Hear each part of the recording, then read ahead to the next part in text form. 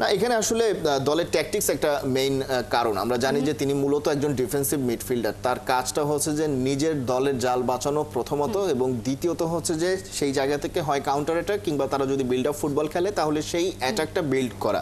কিন্তু ডিসুজার ক্ষেত্রে যেটা হয় যে তিনি তাকে চেঞ্জ করার মূল কারণটা হচ্ছে যে ওই সময় কিন্তু শেফিল্ডের একটা গোল দরকার ছিল, অর্থাৎ ফার্স্ট হাফে তারা একটা গোল হজম করেছে, সেকেন্ড হাফে গিয়ে যদি সেই গোলটা তারা অ্যাটলিস্ট শোধ করতে না পারে তাহলে কিন্তু তারা কোনো পয়েন্ট না নিয়েই বাড়ি ফিরতে হবে, এবং সেটাই আলটিমেটলি হয়েছে, যে কারণে তারা একেবারে টেবিল টপার ছিল সেখান থেকে দুইয়ে নেমে এসেছে গতকালকে হারের কারণে। সো এই কারণেই আসলে চেঞ্জটা করা হয়েছে, যে ওই জায়গাটাতে একটা চেঞ্জ করে আরেকটু যদি ডিফেন্সিভ মিডের জায়গায় যদি আরেকটু অ্যাটাকিং মিডের শক্তি বাড়ানো যায় সেক্ষেত্রে সেইখানে একটা হয়তো বা বাড়তি সুবিধা অ্যাটাকিং লাইন নিয়ে আসতে পারবে।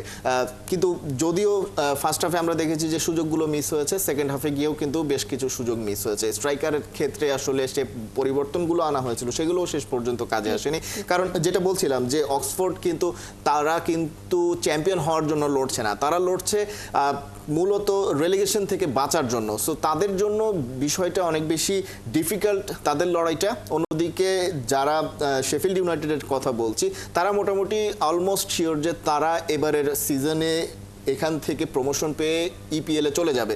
সো তাদের জন্য প্রেশারটা একটু কম ছিল, সেই জায়গায় একটু হয়তোবা হালকাভাবে ম্যাচটা তারা নিয়েছে, কারণ তারা হচ্ছে অ্যাওয়ে ম্যাচটা গেল 6টা অ্যাওয়ে ম্যাচে তারা জিতেছে, এবং 132 বছরের ইতিহাসে এই শেফিল্ড ইউনাইটেড কিন্তু এরকম টানা অ্যাওয়ে ম্যাচ জেতার রেকর্ড তারা করেছে। সো তাদের একটা বাড়তি কনফিডেন্স ছিল, হয়তো বা ওভার কনফিডেন্স ছিল, যে কারণে অক্সফোর্ডের মতো একটা দলকে তারা খুব একটা সেভাবে প্রথম থেকে গোনায় ধরেনি।